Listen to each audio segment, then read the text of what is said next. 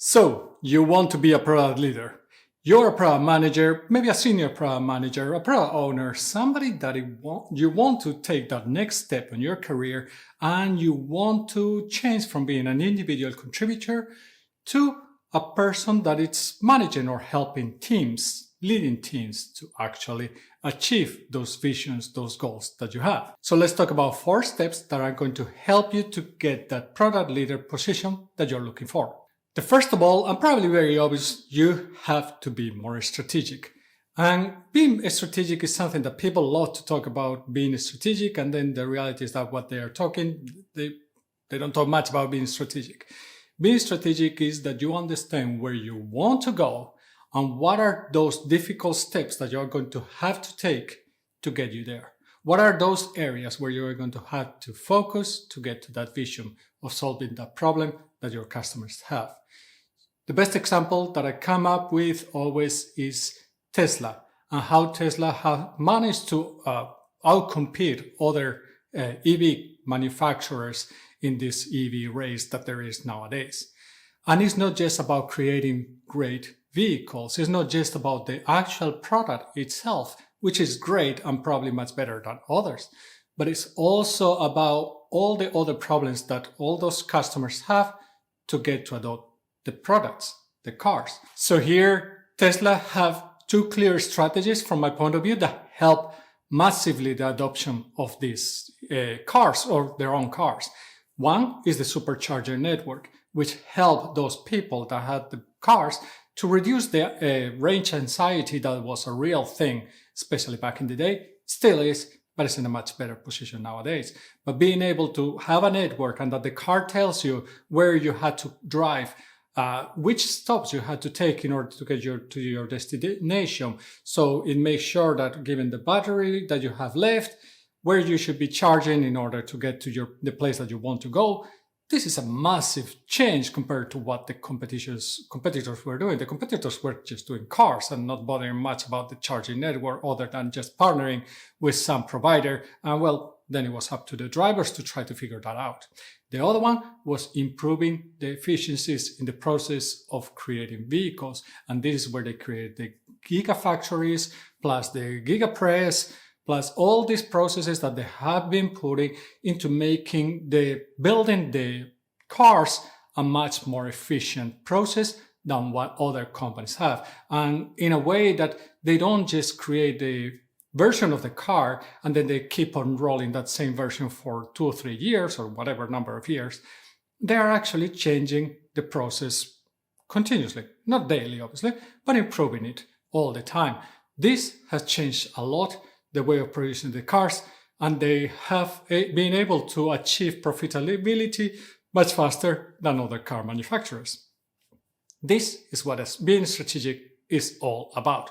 Being able to identify that goal that you have and how are you going to help your customers, what are going to be the key areas that are going to help you move your customers closer to that goal, closer to that vision that you have for your product. The second one is that you have to help your team develop. You have to stop thinking about how you are the best and how you are going to be much better than the others, but you also have to start thinking about how you can help your team to do things better. And this is something that you can do as a product manager, as a senior product manager, product owner, because you are already working with a team. You can help them to be more efficient. You can help them to be more organized, plan better, understand better the goals of what they are trying to achieve, and also share this with other people, other teams, so they can also get benefits from the way of working that you are kind of implementing in your area. This is something that is going to help you also demonstrate that you can actually handle larger teams because you understand better how to have an impact on how others are working. This is very important for a leadership position because as a leader, what you are not just there like a genius that is going to solve every problem. You are there to help teams to actually be more productive and actually be more business driven, that they can help the outcomes that the company is looking for. And remember that as a leader, you don't have to be a boss. You are not a manager. You are there to help others develop, do their job, and facilitate that whatever has to happen, happens. That's the qualities that a leader has to have. You are not there to throw work to a team, disappear, and hope that it gets done. That's not your role as a leader. The third one is that you had to think about how to get your product into the market. Again, very similar to what I was talking earlier about the strategies from Tesla. It's not just about creating a great product. It's also about creating a product that can be used, a product that your customers discover, a product that your customers are happy to adopt, that they can purchase, that they understand that they have an easy way of purchasing it, that they have an easy onboarding, that they have an easy experience with it and a good service. This is something that is very important. You might not be in charge of these things, but you can give input of how to make that experience better, especially if you think about from the point of view of how to promote, for example, new features within the product. You can think about that in, for example, a pro onboarding, how to create tutorials. All these things are areas where you can have an impact. Also, when you are thinking about purchasing, how to simplify the purchasing process or the creation of licenses or accounts or so on. These things are usually things that you could potentially have an impact, especially if they are in kind of your area of responsibility. Because it's very important that when you are thinking about a product, you just don't think about the product. Product is very important, but the go-to-market, it's a very important area for your products. And this is something that is very often overlooked by most of the product managers out there. And the fourth one is that you have to make sure that you are bringing an impact to the business. Basically, you have to focus on the outcome of what you are doing and not so much being focused on the output. This is a very common thing for most of the people working in software companies. They are very, very focused on creating features. They are not that focused on creating outcomes for the customer.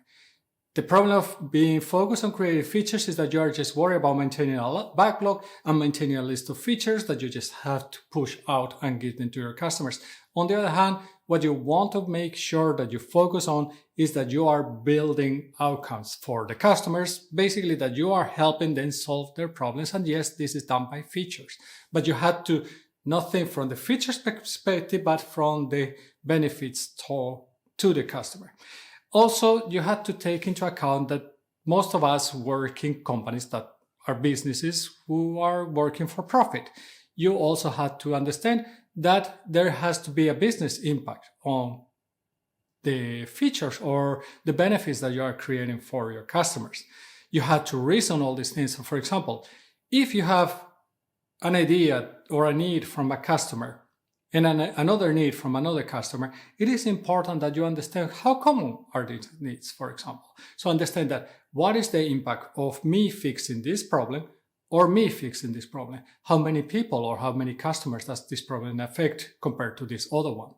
All these things are things that you can do your research based on data, based on whatever you have available, or interviews to customers to understand which ones are the development areas that are going to help the business move forward. This is very important and something that depends on the product manager. Some of them are going to pay more attention with different prioritization frameworks, some others maybe less so. So if you're thinking about becoming a product leader, and probably if you're a product manager, you aspire at some point to be a product leader. Some people want to go to the route to be a senior product manager, principal product manager, stay more like in a individual contributor role. Most of the people I know usually tend to move towards or want to move towards a product leader position at some point. I would say that if you want this role, you want to be a product leader, you have to make sure that you are doing it for the right reasons.